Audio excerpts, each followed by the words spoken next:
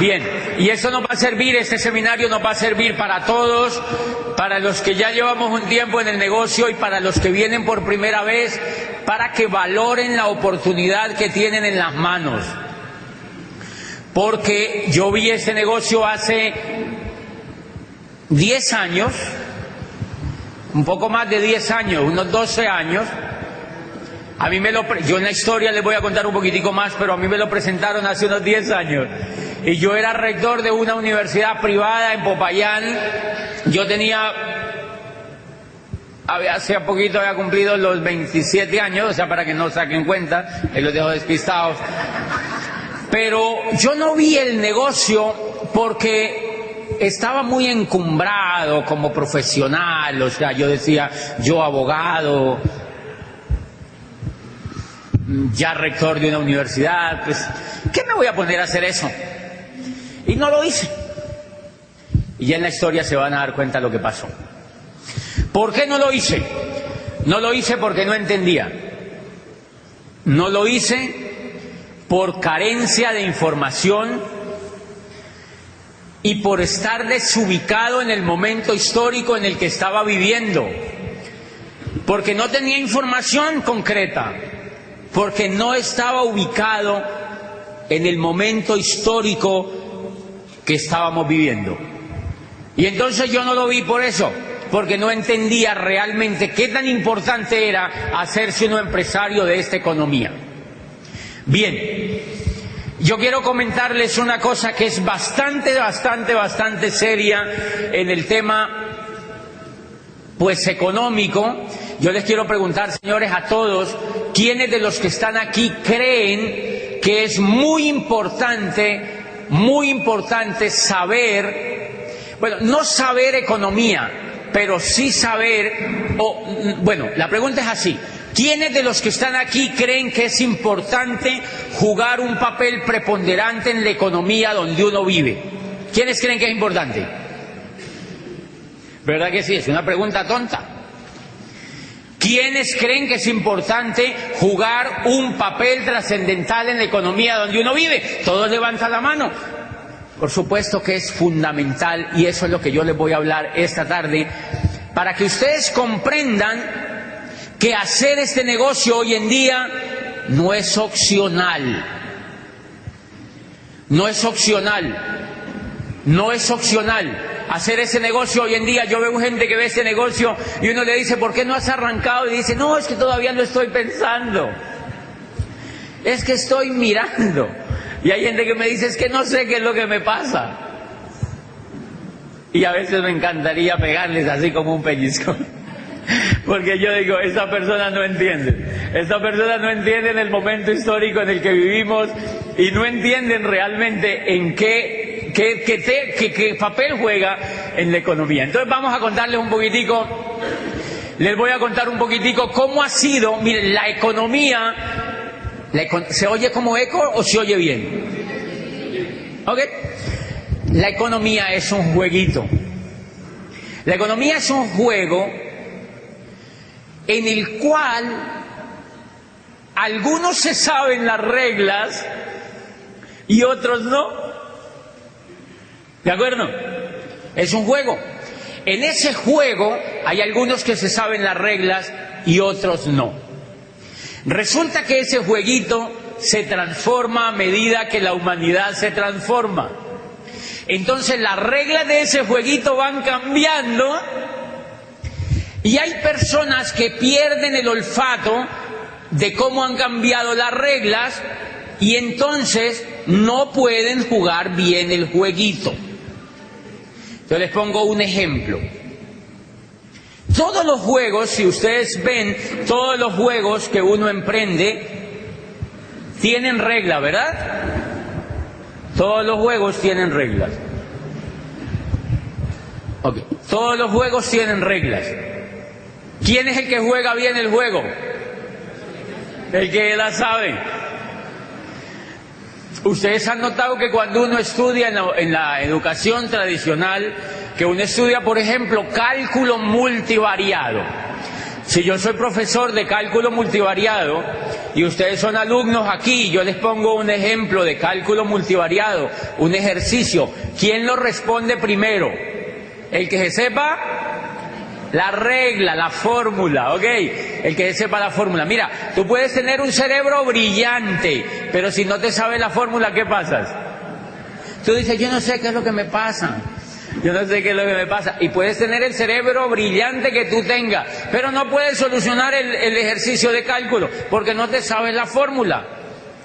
Señores, lo mismo es la economía. La economía, a medida que se desarrolla la humanidad, las fórmulas van cambiando, y entonces el jueguito se va tornando más interesante, porque hay gente que se despista de la fórmula. Y entonces esa gente que se despista de la fórmula se queda pobre. Y la gente que aprende la fórmula juega el juego bien. Eso es todo lo que pasa. Entonces en este negocio lo lindo es que tú entras a un instituto de negocios, a toda una universidad que hay a nivel mundial, donde todo el tiempo te están enseñando dónde está la fórmula y cómo se juega un jueguito en la economía bastante interesante para jugar un papel importante en la economía. Vamos a ponerles ejemplos de qué ocurre con eso. Miren, ¿se acuerdan que en los pueblos por aquí, por ejemplo por el Quindío, se debe dar muchísimo? En los pueblos, cuando hay ferias, va una persona en las ferias de los pueblos. Hay una persona que va al juego en el pueblo con una mesita a la plaza del pueblo, y ¿se acuerdan que él lleva unas tapitas con una bolita? Y el juego se llama ¿Dónde está la bolita? Entonces él pone la tapita y pone la bolita, son dos tapitas, y hay una gente allí que se agolpa, si vamos a mirar. Normalmente la gente, hay unos payasos que van con él, son amigos de él, se le llaman payasos, son unos compinches de él, yo no tenía ni idea, eso funciona así. Entonces los tipos van y el tipo dice, uno ve dónde está la bolita, le pone la tapita encima y le empieza a correr encima de la telita y dice, ¿dónde está la bolita? ¿Dónde está la bolita? ¿Dónde está la bolita? Y uno ve dónde está la bolita. Y dice, vamos a empezar con 50,000 pesos. Entonces un tipo levanta la mano y dice, aquí, 50,000 pesos. Dice, oiga, póngalos. Pone los 50,000 y levanta. Y ahí está la bolita. Y ¡fum! Y la gente, ¡wow! ¡Bravo! Si se ganó 50,000 en un momentito. Y entonces dice el tipo, entonces el ganadero, hay un mundo de gente ahí, sale el ganadero y dice, ¡wow! Eso está buenísimo. 200,000. Y ponen la bolita ahí, y le ponen la tapita y dice, ¿dónde está la bolita? ¿Dónde está la bolita? ¿Dónde está la bolita? ¿Dónde está la bolita? ¿Dónde está la bolita? Dice el tipo, aquí. Y la levantan, y ahí no está la bolita. 200,000 pesitos. El ganadero se pone muy bravo y se va, lo insulta, y salen y se van, y los tipos cogen la mesita y se van para Chinchiná. Se van a tumbar otro ¿Qué fue lo que pasó? El ganadero perdió el olfato de dónde estaba la bolita. Entonces, ¿qué es lo que hacemos en este negocio? Lo que hacemos en este negocio es volvernos profesionales para saber dónde va la bolita. Y eso es lo que está ocurriendo en la economía. Entonces voy a arrancar ahora así a explicarles por qué ese negocio hay que hacerlo hoy en día y no es opcional para las personas hacer un negocio de este tipo. Entonces para que me entiendan el tema de la bolita, cómo ha jugado a través de la historia. Miren, yo les quiero contar una cosa que ustedes ya saben, pero la vamos a recordar.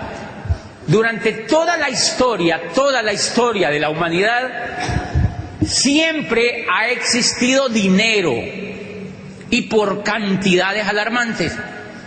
Los babilónicos, 5,000 años antes de Cristo, millonarios.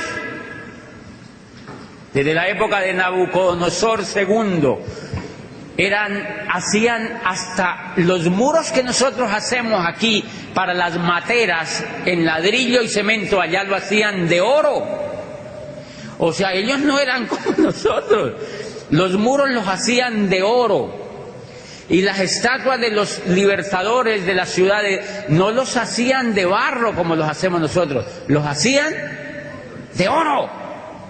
Eran millonarios, eran millonarios. ¿Había dinero? Había mucho dinero. Y desde el tiempo de los egipcios había montones de dinero, los babilónicos, los romanos, y desde el tiempo de los griegos, y durante todas las etapas del desarrollo del hombre sobre la tierra, siempre ha habido riqueza. Lo que pasa es que esa riqueza solamente la manejan los que saben dónde está la bolita. O sea que el tema de la pobreza y la riqueza es que uno pierde el olfato de dónde va la condenada bolita, eso es todo. Y eso simplemente es lo que ha ocurrido.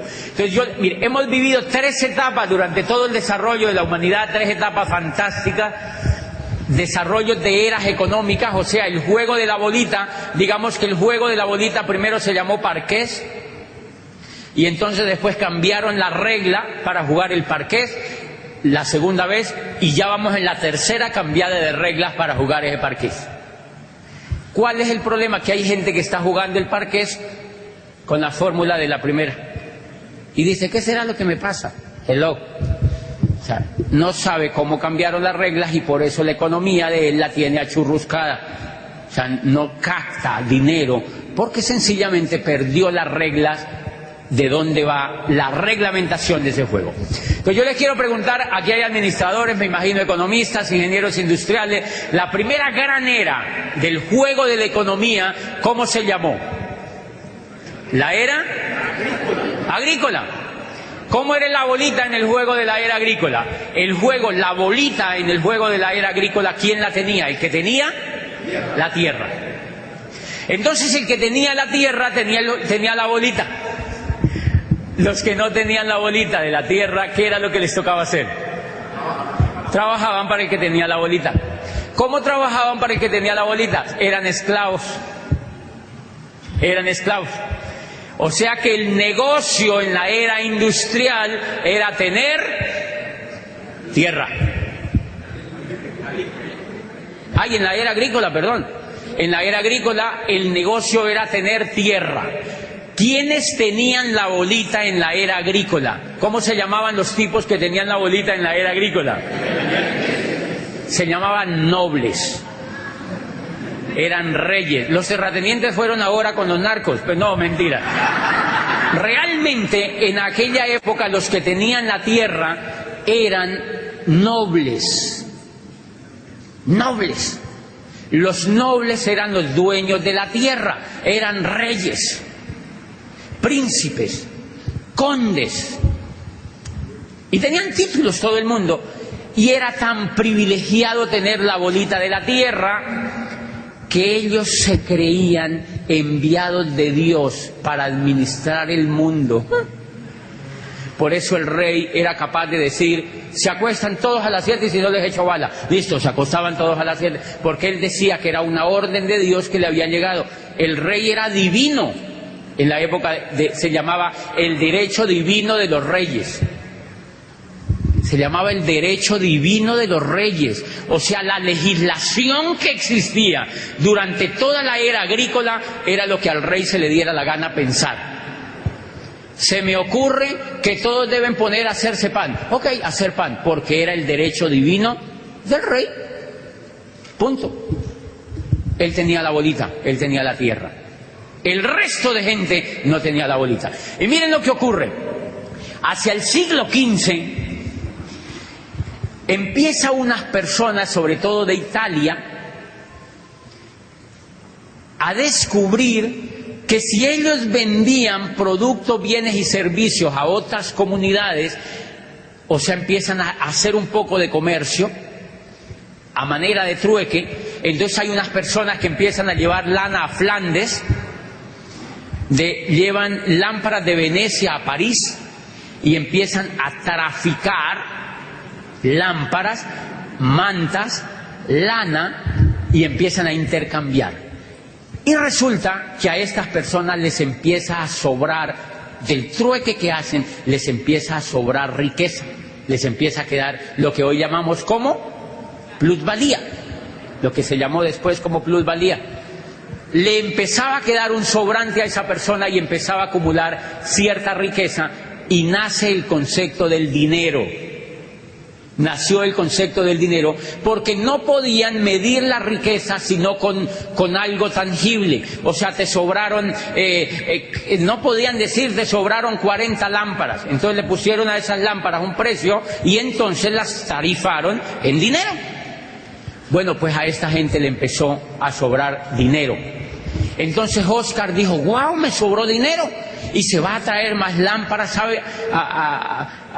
¿Dónde hacían las lámparas? Era donde todo es inundado. ¿Cómo es? En Venecia. Entonces se iba... Sí, aquí fue un presidente a Venecia y les dijo, queridos damnificados, y eso no es... Es que viven en el agua, o sea, no es normal. Y entonces... Eso fue real, de verdad. Entonces Oscar fue y empezó a llevar más lámparas, y cuando hacía el trueque le quedaba más dinero. Y entonces Carlos vio que ocurría lo mismo y dijo, yo también, y fue a llevar, y empezó a sobrarle dinero, y allí nació una familia famosa en el mundo, porque fueron los que prácticamente crearon la banca. Se llamó la familia de los Médici, ¿se acuerdan? Eran italianos, vivían en Florencia, en la Florencia renacentista vive esta familia, y entonces era don Juan de Médicis quien era un joven inquieto que empezaba a comercializar. O sea, el tipo le empezó a sobrar platica, y miren lo que ocurría.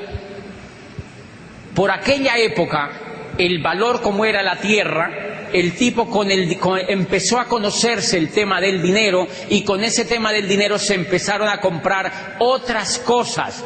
Entonces la tierra empezó poquito a poquito a perder valor, porque otros empezaron a entrar en el juego de hacer artesanía, en el juego de vender ya otras cosas, de vender zapatos, de vender mantas, de vender abrigos, de vender pelucas, etcétera, etcétera, etcétera.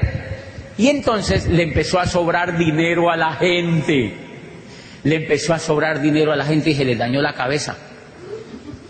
Y entonces este señor Juan de Médici, que era el que más le sobraba dinero, se montó en Brujas, lo que se llamó el nacimiento de la banca, porque él empieza a montar allá sedes de la distribución de los bienes y servicios que él traía de otros países para Italia, por ejemplo, y entonces a él le empieza a sobrar más dinero. Y el noble que tenía la tierra, tiene la tierra pero no tiene dinero. Entonces le dice Juan de Médicis, Su Majestad, yo le presto, no se preocupe, yo le presto. Y el rey le dijo, ¿y cómo le pago? Le dijo el rey, no, me garantiza el pago con la tierra, me lo paga a final de año, este interés. Eso era muy arcaico. Le prestaba al rey o al príncipe, él se iba, le hacía un documento por la tierra, normalmente eran verbales, porque existían los condottieri, ¿se acuerdan? Que eran ejércitos mercenarios. O sea, si no pagaban tranquilos, los mataban, o sea, no pasaban. O sea que eso no es nuevo, eso no es nuevo. Entonces ellos tenían su propio ejército, y un ejército de eso, nada menos que el conde Felipe Visconti, que vivía al norte de Italia, en Milano, se hizo amigo de un tipo muy joven, muy grande, era un condottiere, era como un militar, y le dijo, venga para acá, trabaje para mí. Y este señor después se casa con su hija y se llamó Francisco Sforza, ¿se acuerdan? ¿Seguro se acuerdan? Se llama Francisco Sforza. Entonces en el norte de Italia viven ellos, y los otros viven en Florencia renacentista. Pero ¿a qué viene todo eso? A que entonces el señor de Médici le prestaba al noble la plata, le empeñaba la tierra al rey, y cuando terminaba el año el rey estaba pelado, entonces no le podía pagar. Y le decía a Juan de Médici, tranquilo, se quedaba con la tierra. Entonces paulatinamente los nobles empezaron a quedar sin la tierra, quedaron solamente con el título, pero nobles. ¿Algo parecido con la realidad hoy en día? O sea, quedaron nobles pero pelados, con títulos pero pelados, status pelatus, empezaron a ver ahí. Y este señor Juan de Médicis se vuelve millonario y crea la banca. Se inventó la banca porque dijo, mira, empecemos a prestarle plata a todo el mundo y se la prestamos a interés. Y el que no pague lo embargamos. Punto. Y allí nació la banca. Ay, eso ha funcionado también. Eso fue una idea preciosa porque miren ese mundo de bancos que hay, se lo inventó Juan de Médicis. Señores, estaba naciendo la segunda era y estaba muriendo la primera era. La mayoría de la gente entonces empezó a hacer lo mismo, a comercializar, y muchos esclavos, que eran esclavos durante la era agrícola, empezaron a aprender a mercadear productos, bienes y servicios, y empezaron a tener dinero, y al tener dinero se liberaron. Pero hay una cosa muy interesante, a estos señores que les sobraba mucho el dinero, sobre todo a los Médicis y a estas familias que les sobraba mucho el dinero, dijeron, bueno, ¿qué hacemos ahora? Nos está sobrando el dinero, ¿qué hacemos con este dinero? Y la gente está demandando productos, bienes y servicios. Y adivine qué montaron. Las primeras fábricas pequeñitas empezaron a fabricar cosas, empezaron a fabricar cositas, empezaron a fabricar abrigos, empezaron a fabricar zapatos en serie, empezaron a hacer cobijas, empezaron a hacer trajes de lana, etcétera, etcétera, etcétera. Señores, y la gente se empezó a dedicar a montar pequeños negocios propios en sus casas, en las esquinas, y los que tenían dinero montaron fábricas. Pero había un problema complicado. La gente le empezó a gustar esto y la era agrícola empezó a no ser competitiva y entonces la gente empezó a montar empresas, sobre todo fábricas, y allí que estaban haciendo la segunda era. ¿Cómo se llamó? La era industrial. Y miren el origen de esa era. El origen de esa era cambió todo el juego de la bolita. Ahora ya la bolita no la tenían los que tenían la tierra, sino que la tenían los que tenían el dinero. Por eso se llamó la era capitalista, señores, porque el soporte de la era industrial fue el capital. Y entonces con ese capital, ¿qué montaron? Fábricas, montaron empresas. ¿Ok? Sigue el juego de la bolita. Los que no tenían dinero, ¿qué les tocó hacer? Trabajar para los que tenían dinero. Y bueno, ahí cambió el juego de la bolita para el resto. Había un problema tremendo porque cuando...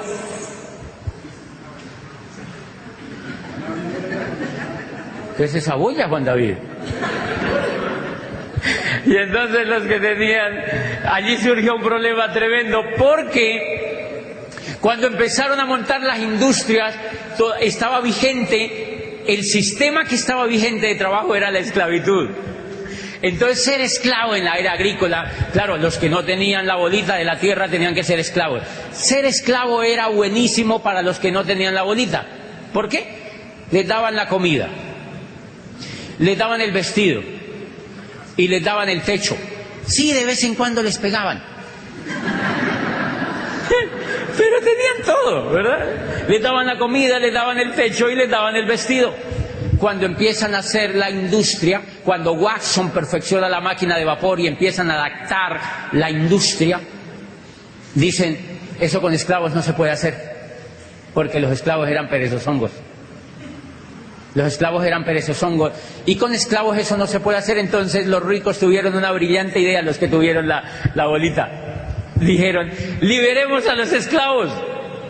Y empezaron paulatinamente a liberar a los esclavos. Y dijeron, y ahora contratémoslos mediante un sueldo, para que se gasten la plata en lo que ellos quieran, pero en los negocios de nosotros. Qué lindo, ¿verdad? Y entonces mandaron a todo el mundo, liberaron a los esclavos. Váyanse a hacer lo que quieran. Muéranse de hambre, no importa. Y los que quieran trabajar, venga para acá, yo los contrato. Uno, primera condición, le pago lo que a mí me dé la gana porque yo tengo la bolita, usted no la tiene. Entonces estos señores empezaron a pagarle a la gente lo que les daba la gana. Y la gente se empezó a morir de hambre en las calles de París, de Londres, de Florencia, de Roma. Se morían de hambre porque les pagaran, digamos, como lo que es hoy, 50.000 pesos. Entonces la gente con eso tenía que vivir, la cultura, tenía que ir a comprar, tenía que pagar la educación y el techo y el abrigo. La gente no podía ni comer con eso y se empezó la gente a morir de física hambre y apareció la primera revolución del trabajo posteriormente, ¿se acuerdan? La gente se rebotó y salió a la calle. ¿Saben qué hicieron? Quemaron las fábricas en Londres. Quemaron fábricas completas en Italia, la gente rebotada, o sea, los nuevos esclavos. Ahí nació la evolución de la esclavitud. Ya no los llamaban esclavos, los llamaban empleados. Más elegante, fíjense. Los llamaron empleados. Y entonces se rebotaron los empleados, los trabajadores, quemaron las empresas y exigieron que las cosas cambiaran. Entonces el incipiente gobierno, que ya era un poco más civilizado, ya no eran muchos los reyes porque ya habían empezado a perder poder porque ellos ya no tenían la bolita. Entonces ya el que gobernaba en Florencia era Juan de Médicis. El rey lo mandaron para el carajo porque él perdió la bolita. ¿Quién lo mandó a no saberse la regla? Entonces chao al rey. Y Francisco Sforza en Milano se hizo el duque. Felipe Visconti murió, lo enterraron y él se casó con la hija de Felipe Visconti, era un soldado de... Y entonces Felipe Visconti se murió y Francisco Sforza lo proclamó el Consejo de Milán como el nuevo duque de Milán. Francisco Sforza, el que tenía la bolita. Y en Florencia proclamaron a Juan de Médicis y toda esa gente. Ok, cuando la gente se rebota, cuando los trabajadores se rebotan, exigen que cambien las condiciones y el incipiente gobierno entonces sale y dice, ok, ustedes pueden contratar a la gente, la pueden emplear, pero mínimo les tienen que pagar el salario mínimo. Y ahí nació el salario mínimo. Ese es el origen del salario mínimo. Empezaron a tener una noción del salario mínimo. Les dijeron, mínimo, les tienen que pagar lo mínimo. Adivinen por qué el salario mínimo es salario mínimo. Para que la gente no se vaya a morir de hambre. Es como para que estén ahí respirando así. Como para que al menos medio alcancen a ir a trabajar y se acuesten y vuelven y se paran y vuelven y lleguen. Y vuelven y se paren y vuelven y lleguen. Como para que no les falte el oxígeno al menos. Al menos papa y yuca comen, arroz, no importa. Para que alcancen medio a respirar. ¿Ok? Y les hicieron una segunda prohibición. Les dijeron, ustedes pueden seguir empleando a la gente, les tienen que pagar mínimo el salario mínimo. Y segunda prohibición, no les pueden pegar. Por eso los empleados no le pegan. Por eso es que a un empleado no le pegan. No le pegan físicamente, pero le pegan psicológicamente. O sea, la violencia cambió. Adivinen qué fue lo que pasó. Sencillamente la esclavitud evolucionó porque perdieron el olfato de dónde iba la bolita. Y hubo una gente que sí supo para dónde iba la bolita y se volvió industrial en esa época. Y entonces hay una cosa que yo les quiero explicar a partir de ese momento. Para eso les cuento esto. Miren, la era industrial estandarizó todo. Trajes en serie, zapatos en serie, correas en serie, cachuchas en serie. Aquí se puede decir cachucha, ¿verdad? Ok. ¿Sí? Es que como yo acabo de venir de Argentina, imagínate. En Argentina cachucha es el órgano femenino, imagínate. Entonces yo allá le dije a una señora, ay, qué linda cachucha, y la señora me miró re mal y dijo, ay, ¿cómo así la señora? No se puede decir cachucha ya. Casi me muero de la pena ya porque allá no se puede decir cachucha.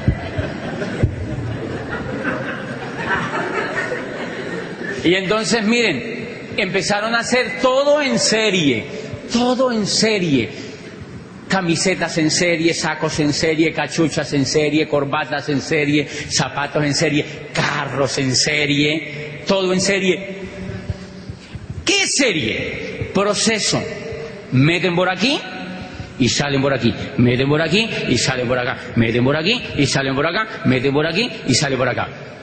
Señores, la educación ha existido durante toda la vida, durante toda la existencia de la humanidad. Y una de las cosas que estandarizó la era industrial, adivine que también fue la educación.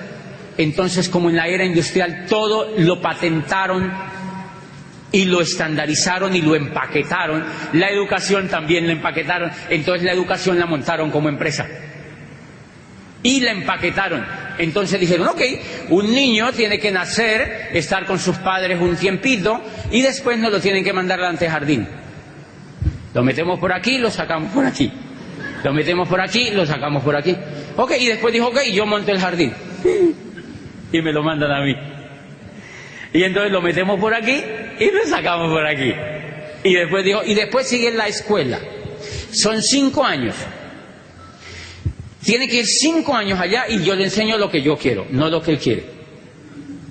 Lo metemos por aquí y lo sacamos por aquí. Y después sigue. Entonces empaquetaron cómo ser profesional. Durante todas las épocas de la humanidad ha habido médicos. Hipócrates era médico, señores, pero él no fue a la facultad de medicina y es el padre de la medicina. Allá no habían universidades, por fortuna, pero él es el padre de la medicina. En la era industrial dijeron, empaquetemos la medicina y la vendemos como producto. Los metemos por aquí, les hacemos ir 10 semestres por aquí, por aquí, por aquí, por aquí, por aquí, y los sacamos por aquí. Psicología como proceso, enfermería como proceso, administración como proceso, como si fuera fabricando salchichas. Igualitico como si fuera una fábrica de salchichas. Entonces empezaron a sacar médicos, abogados, ingenieros, médicos, abogados, ingenieros, enfermeros, profesores, médicos, filósofos, economistas, igualitico como salchicha. Y va. Y la mentalidad de todo lo que sacaron era para que se adaptara a la era industrial. ¿Qué necesitaba la era industrial? Empleados profesionalizados. No necesitaban industriales, ni necesitaban empresarios. ¿Para qué yo voy a educar a un empresario si el empresario soy yo? Usted lo que tiene que es ir a estudiar para que me haga caso a mí, punto y se acabó, para que trabaje para mí. Por eso entonces la educación, en ninguna parte le hablan a usted de que usted estudia para que se vuelva empresario. Le dicen, no, cállese y sigue estudiando, porque usted sale a trabajar para otro. Entonces miren los títulos: administrador de empresas. No le dicen creador de empresas, sino administrador de empresas. O sea, para que sea pobre toda la vida, para que le administre la empresa a otro. Porque usted lo vamos a educar para que usted sea pobre, para que trabaje para otro, punto y se acabó. Y yo le pregunto a los jovencitos, ¿qué estudias? Administración de empresas. Y yo digo, ay, Dios mío, si supiera. Hello. Pero yo no sabía esto, señores. Y entonces empezaron a sacar ingenieros, médicos, abogados, psicólogos, administradores, economistas, como si fueran salchichas, salchichas, salchichas, salchichas. ¿Cuál es el gran problema?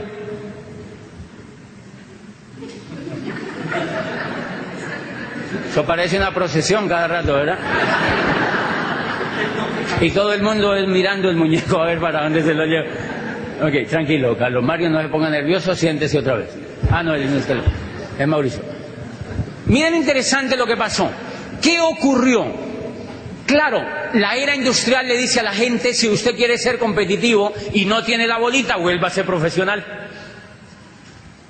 Señores, porque la gente entendió que para ganar la bolita tenía que hacer algo. ¿Y qué hicimos? La era industrial nos dijo, vuelva a ser profesional.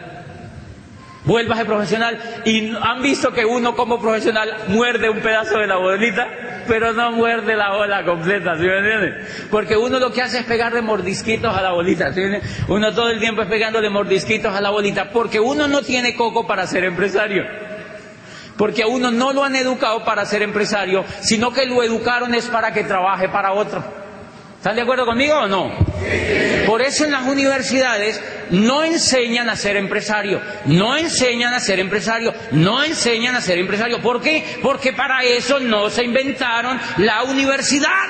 La universidad es una creación de la era industrial, es un perfeccionamiento de la era industrial para formar empleados.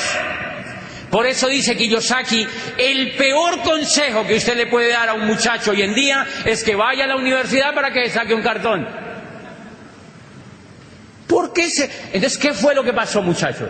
Que la gente empezó a profesionalizarse, salchicha, salchicha, salchicha, salchicha, salchicha, salchicha, salchicha, salchicha, y la era industrial empezó a acabarse, se acabó la era industrial y las universidades siguieron salchicha, salchicha, salchicha, salchicha, y las salchichas ya nadie se las quiere comer. Las salchichas ya nadie se las quiere comer y siguen las universidades. Salchicha, salchicha, salchicha, salchicha, salchicha, salchicha, salchicha, salchicha. Las universidades, nadie se quiere comer ya la salchicha y eso se llama crisis. ¿Quién le dijo a usted que se hiciera salchicha? ¿Quién le dijo a uno que se hiciera salchicha? Carencia de información. Carencia de información, la bolita cambió y uno siguió haciéndose salchicha.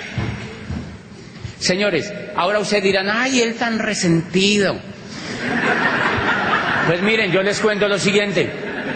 Yo me hice abogado, salchicha, y como a mí no me iba bien en la vida, yo veía todas esas salchichas varadas y una que otra salchicha por ahí medio bien, pero con deudas, deudas, deudas, y una casa prestada, y un carro fiado, y un divorcio en camino, y todo el mundo agarrado, y con deudas y quebrados, y la gente ya viejita, la salchicha en las mismas. Y yo decía, hombre, a mí no me gusta ese estilo de vida. Yo no sabía, no había leído a Alvin Toffler, señores. Yo no había leído a un hombre que se llama Alvin Toffler, que se llama La Tercera Ola, y ahí te explica ese problema. Yo no había leído eso, porque las salchichas en la salchichería no leían esa vaina.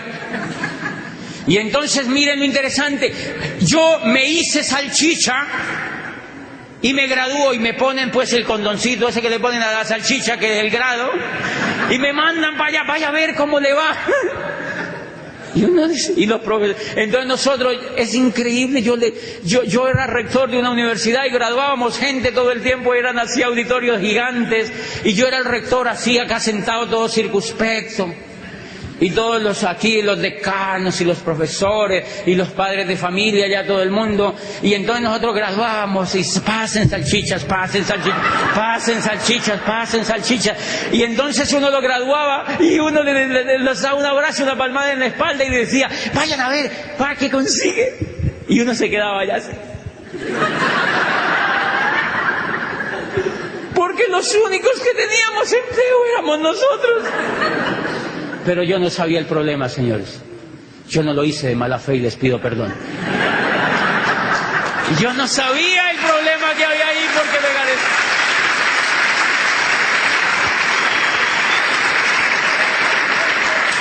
Me faltaba información, la información es impresionante. No cualquier tipo de información. No es cualquier tipo de información la que hace falta. Y entonces yo sí veo a esos muchachos en la calle. No hay nada, dicen. No hay nada. Señores, los muchachos están regalando por 700,000 pesos.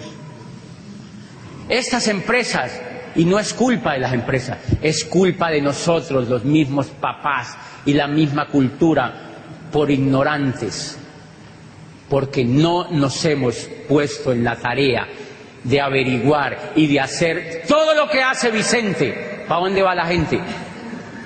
¿Para dónde va Vicente? ¿Para dónde va la gente? Y entonces, mi amor, ¿qué vas a hacer ahora? Vuélvete profesional. Y el muchachito dice, profesional, yo también. Porque él como que intuye, dice, salchicha, yo también. Señores, ¿saben por qué los niñitos no quieren estudiar? Porque no les gusta el estilo de vida que llevan sus papás. Los niños no quieren ir a la escuela. Me impresionó ahora en Nueva York, yo estuve ahorita en Nueva York, en una gira que me tocó hacer con este negocio, y yo le hablé a más o menos 3,000 personas en Nueva York, y les contaba una cosa que me impresionó. Todos los días en el hotel donde yo estaba veía un comercial de televisión donde salía pagado por el Estado, comerciales diciéndole a los jóvenes, por favor vayan a la escuela, por favor completen el bachillerato, por favor vuélvanse salchichas, por favor, porque no quieren ir los jóvenes a la escuela, porque ellos no son tontolongos, ellos ya saben Ellos intuyen algo, que el mundo ya no es como los papás vivieron. Ese es el gran error que estamos cometiendo con la juventud, haciendo que ellos hagan lo mismo que nosotros hicimos, así no funcione. Si nosotros ya nos dimos cuenta que eso no funciona, nosotros ya nos dimos cuenta que eso no funciona. Entonces, ¿qué pasó? Habrá gente que diga que, ay, pero él cómo habla de eso. Pues señores, yo me hice abogado y como no le pegaba la bolita, ni yo veía que los demás le pegaban, entonces yo dije, me voy a hacer psicólogo. O sea que me hice salchicha vienesa. Yo ya era salchicha vienesa. Y como yo veía que esa vaina no iba para ningún lado, entonces me fui a especializarme. O sea, me fui a empaquetarme más, ¿no? A ver si me comía alguien. Me fui a empaquetarme más y me fui a especializarme. Y yo veía que esa vaina no daba y que no daba, y yo veía gente especializada, pelada. Yo dije, no debe ser. Yo había leído una cosa que Drucker decía, dice, la sociedad del futuro no se divide entre los que tienen y los que no tienen, sino entre los que saben y los que no saben. Entonces yo decía, yo ya estudié 2 carreras, hice posgrado, debe ser que me falte el doctorado. O sea que renuncié a mi trabajo y me fui a hacer un doctorado a Europa, o sea, hacerme salchichón. Me quería hacer salchichón cervecero, ¿eh? Señores, pues descubrí después de tanto darme que lo que Drucker decía eran los que saben dónde está la bolita. Y si hay algo que perdió el olfato total de dónde está la bolita es la educación, con todo el respeto. Pero perdió el olfato donde está la bolita. Por eso yo siempre he dicho que lo lamentable de esto es que los profesores en general que educan a los jóvenes son pobres. Y los profesores enseñándole administración a los muchachos, finanzas a los muchachos, y estos muchachos están quebrados. Los profesores, ellos se suben por delante al bus y ellos se suben por detrás. O sea, digamos que hay lo que yo siempre he dicho, una incoherencia total allí, porque sencillamente, ahora y ustedes dirán, ¿y eso por qué sigue existiendo? Señores, porque la era agrícola todavía existe para mucha gente. Y la era agrícola ya acabó hace 5 siglos y todavía sigue, hay gente que vive del campo. ¿Quién dijo que no se podía? No pasa nada. Lo que pasa es que depende de lo que tú estés buscando. Entonces ustedes dirán, pero ¿y por qué entonces hay universidades y colegios? Sí, porque eso es muy buen negocio, porque hay mucha gente que le gusta hacerse salchicha todavía. Claro. Por ejemplo, las universidades públicas son un excelente negocio. ¿Para quiénes? Para el rector, para los profesores, 10.000 profesores viviendo con sueldos bacaneados ahí, ¿sí me entiende? ¡Sí! Páseme plata. Y nosotros pague impuestos. Y saque salchicha. ¿Qué importa que no me las quieran comer? Eso no importa. Más salchicha, venga para acá, más materia prima. Han visto que las universidades están poniendo ya. ¿Cuándo ustedes habían visto las universidades poniendo publicidad? Yo llego a mi Popayán querida y yo veo en la universidad donde yo estudié una valla gigante. Venga a estudiar una carrera del futuro. Y yo digo, ay, esas salchicherías están como mal ya. Porque tienen que ponerle a la gente ya publicidad como si fueran cremas de dientes las carreras. Porque los muchachos no quieren. Los muchachos no quieren. Bien, ¿a qué viene todo esto? ¿A qué viene todo esto? A que en este negocio, señores, y me encanta, yo ahorita me presentaron un muchachito que tiene 17 años, y él está decidiendo estudiar su carrera. Yo digo, pues estúdiela, o sea, hágale. Vuélvase salchicha, mi amor, o sea, hágale. Pero después no se queje. Si a mí me hubieran dicho esto antes, entonces ¿a qué viene todo esto? Que tú cuando entras a este negocio, miren la percepción equivocada de la mayoría de la gente allá afuera. La gente allá afuera, en su mayoría, cree que usted entra a este negocio a vender productos. ¿Sí me entiende? Señores, lo principal que usted entra a este negocio es hacer una carrera profesional para hacerse empresario de la nueva economía. Y eso está por encima de cualquier carrera, señores. Ese es el privilegio al ingresar a un negocio como esto, y por eso yo descubrí este negocio. Miren el libro que yo tengo en la mano. Los nuevos profesionales. Se llama el surgimiento del network marketing como la próxima profesión de relevancia. O sea que este muchachito que me preguntó hoy si él le gusta este negocio, él podría darse el lujo de no hacer ninguna carrera y estudiar esto como una carrera profesional, porque aquí no le van a dar título. O bueno, sí le dan título. Yo tengo un título, yo soy Diamante Foundation. Qué bonito, ¿verdad? O sea, yo tengo un título. Señores, y Rodrigo y Gloria Correa tienen un título que se llama también Diamante Fundador. Y ellos hablan por el mundo. Y ellos no fueron a la universidad. Pero miren lo interesante. Estos señores tienen el estilo de vida que cualquier salchicha le encantaría tener. Ay, yo vivo con ellos viajando. En Las Vegas nosotros dijimos, ay no, la gente, ¿por qué será que no hace esto? En Las Vegas nosotros felices allá.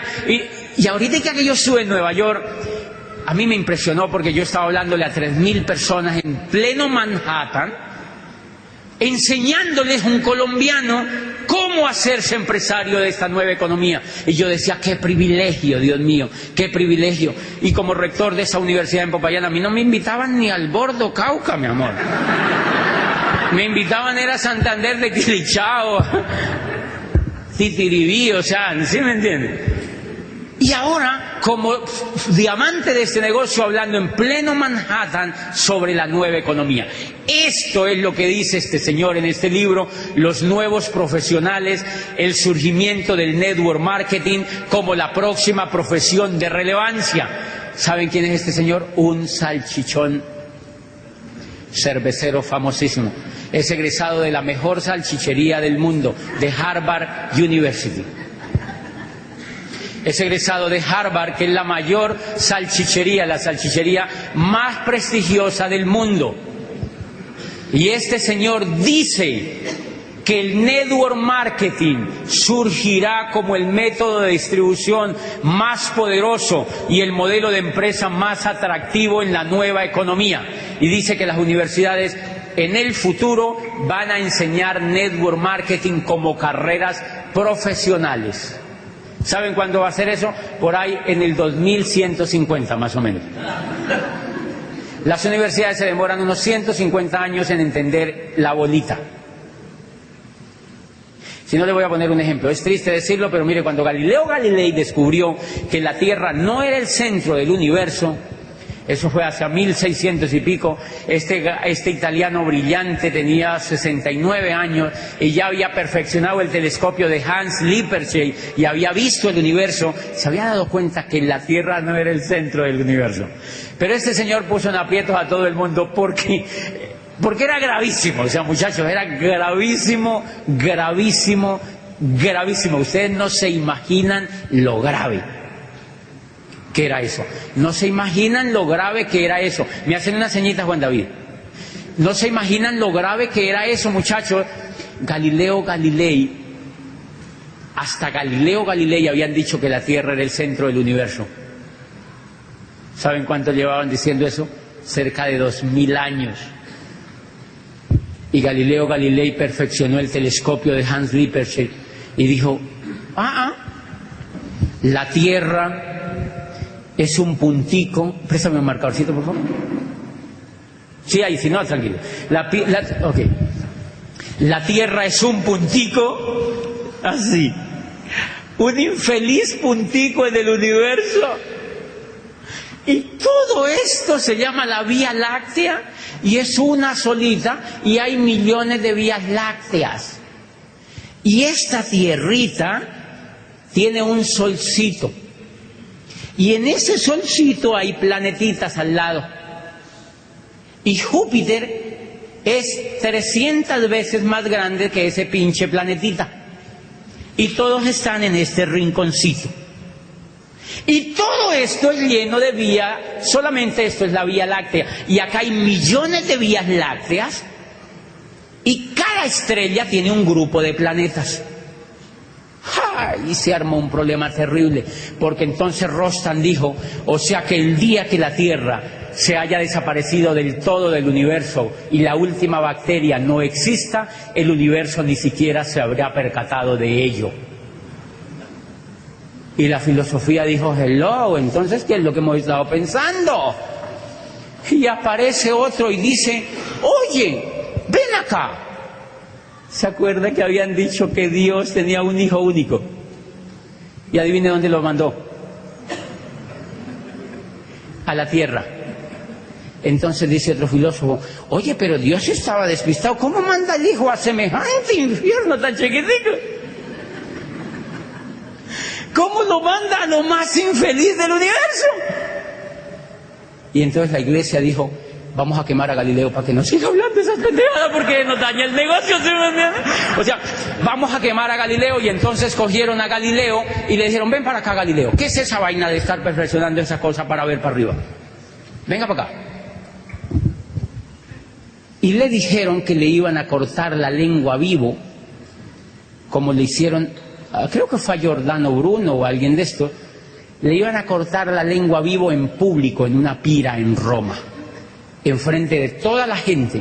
Y Galileo tenía 69 años, y entonces dijo, no, hagamos, le dijeron, este tribunal le dijo, hay solamente una condición, o usted se retracta, o yo le corto la lengua y lo quemo vivo.